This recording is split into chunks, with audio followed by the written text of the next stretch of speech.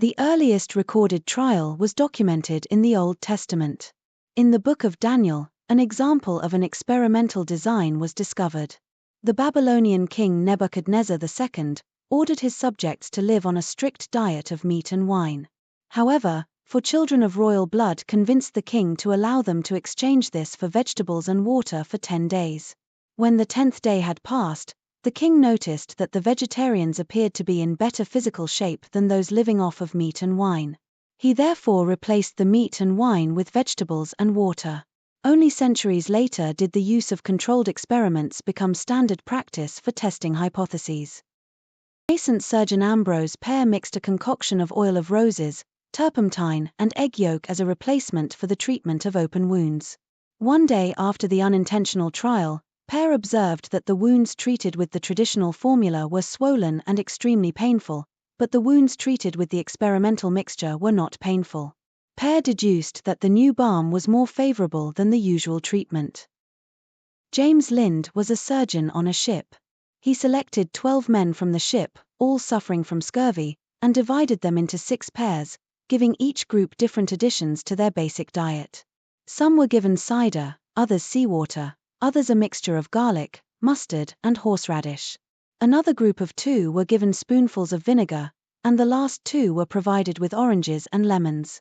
Those who were fed citrus fruits experienced a remarkable recovery. While there was nothing new about his discovery, the benefits of lime juice had been known for centuries. Lind had definitively established the superiority of citrus fruits above all other remedies. Although the importance of Lind's findings on scurvy were recognized at the time, it was not until more than 40 years later that an official Admiralty order was issued on the supply of lemon juice to ships. With this, scurvy disappeared almost completely from the Royal Navy. Edward Jenner had observed that milkmaids, who often contracted cowpox, seemed immune to the deadly smallpox. To test his theory, he inoculated James Phipps, the 8-year-old son of his gardener, with cowpox using pus gathered from the blisters of Sarah Nelms, a milkmaid who had caught the infection from a cow called Blossom. Jenner then exposed the boy to smallpox and successfully discovered no development of disease. Although this had led to the start of a branch of science called immunology, the methods to which this was discovered could be argued as unethical in terms of involuntary consent. During the 19th century, some American women suffered vesicovaginal fistula, a complication of childbirth. Dr. J. Marion Sims, an Alabama surgeon, carried out experimental operations on black women between 1845 and 1849. It was argued that he manipulated the institution of slavery to perform unacceptable human experiments on powerless, unconsenting women. Richard Pearson Strong, head of the Philippine Biological Laboratory, inoculated 24 inmates of Manila's Bilibid prison with a cholera vaccine that somehow had been contaminated with plague organisms, ultimately leading to the death of 13 men. The Governor-General of the Philippines appointed a general committee to investigate the case, and the U.S. Senate demanded information about the episode. Although the Senate, the Secretary of War, and even the President were kept informed of developments, no investigations occurred. The General Committee concluded that Strong was negligent for not having locks on his incubators and for leaving a visiting physician alone in the laboratory, where he might have mixed up the 2 cultures. The committee's charge was referred to the Attorney General, who found Strong innocent of criminal negligence, whereupon the Governor-General exonerated Strong. In retrospect, the disaster at Bilibid presents an epitome of the problems surrounding the use of prisoners as subjects without authorization and without their voluntary consent. There was no outbreak of cholera in the prison for over 2 months, and nor was there a reason to suspect cholera. Strong's work was motivated by scientific interest rather than the therapeutic needs of those incarcerated. Dr. Leo Stanley, a chief surgeon at San Quentin Prison for 40 years, performed many unethical experiments. One of which involved removing the testicles of executed prisoners and grafting them into living prisoners. He also transplanted animal testicles in prisoners, and performed forced sterilizations on prisoners. By reinvigorating aging white men, and by sterilizing more people with less desirable traits, Dr. Stanley believed that violence in society could somewhat be reduced.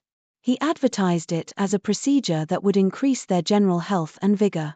By 1940, 600 prisoners had volunteered to be sterilized.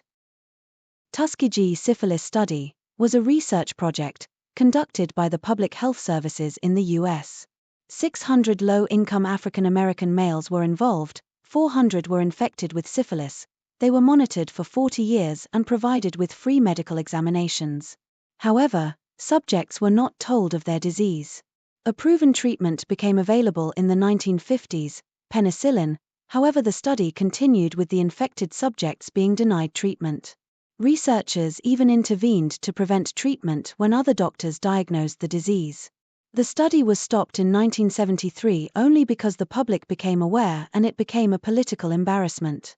This led to the formation of the National Commission for the Protection of Human Subjects of Biomedical and Behavioral Research. Sulfanilamide, a drug used to treat streptococcal infections, had been shown to have dramatic curative effects and had been used safely for some time in tablet and powder form. In June 1937, a salesman reported a demand in the southern states for the drug in liquid form. The company's chief chemist and pharmacist experimented and found that sulfanilamide would dissolve in diethylene glycol. The company control lab tested the mixture for flavor, appearance, and fragrance and found it satisfactory. Immediately, the company compounded a quantity of the elixir and sent shipments, 633 of them, all over the country. The new formulation had not been tested for toxicity. At the time, the Food and Drugs law did not require that safety studies be done on new drugs. Selling toxic drugs was, undoubtedly, bad for business and could damage a firm's reputation, but it was not illegal. Because no pharmacological studies had been done on the new sulfanilamide preparation, the manufacturers failed to note one characteristic of the solution. Diethylene glycol, a chemical normally used as an antifreeze, is a deadly poison. There were over 100 deaths caused by sulfanilamide. Congress responded to public outrage by passing the 1938 Food, Drug, and Cosmetic Act, which required that companies perform animal safety tests on their proposed new drugs and submit the data to the FDA before being allowed to market their products. 23 German physicians were put on trial for conducting inhuman experiments on concentration camp prisoners without their consent from September 1939 until April 1945. The experiments ranged from studying the effects of high altitude and malaria to sterilization. The Nuremberg trials drew attention to the unscrupulous, barbaric experiments inflicted on humans during the Nazi period in Germany and kindled a worldwide ethical discussion about the performance of clinical trials. Finally, in 1947, the Nuremberg Codex laid down 10 basic principles for the protection of subjects and patients. It focuses on the need for voluntary declaration of consent by trial participants, the right of trial participants to comprehensive information on the nature, purpose, and potential risks of the experiment, and the right of trial participants to withdraw from the trial at any time. In addition, performance of a trial must be warranted by the expected results, and the risk involved must not be disproportionate to the social and humanitarian significance of the problem being addressed. In the late 1950s, thalidomide was approved as a sedative in Europe. It was introduced as a safer alternative to barbiturates as overdoses of thalidomide did not lead to coma. Thalidomide was recommended to pregnant women and prescribed to control sleep and nausea throughout pregnancy. In 1960, obstetricians began to see cases of severely malformed arms and legs in newborn babies. The manufacturers withdrew thalidomide at the end of 1961. Approximately 12,000 babies were born with severe deformities due to the effects of thalidomide. In the UK, it led to the enactment of the Medicines Act 1968, giving the government power to license pharmaceutical companies and individual products and clinical trials.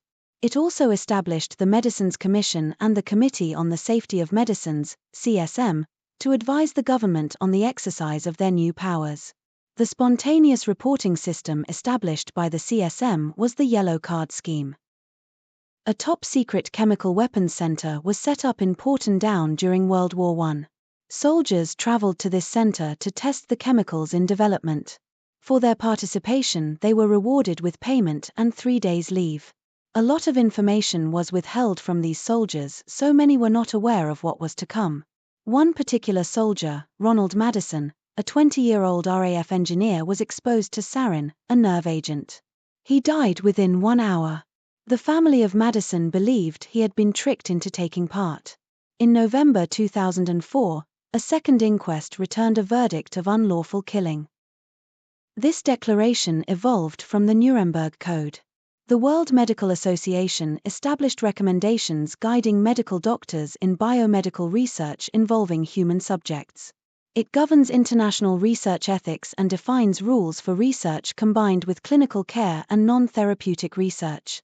It underpins all research involving humans and is referenced and appended in every clinical trial protocol. It is the basis for good clinical practice and International Conference on Harmonization (GCP). In the 1990s, a joint project initiated by industrial associations and governmental agencies was called into being with the aim of eliminating differences in the technical requirements for drug development in three major pharmaceutical markets: the EU, Japan, and the USA. This collaboration led to the guidelines for GCP.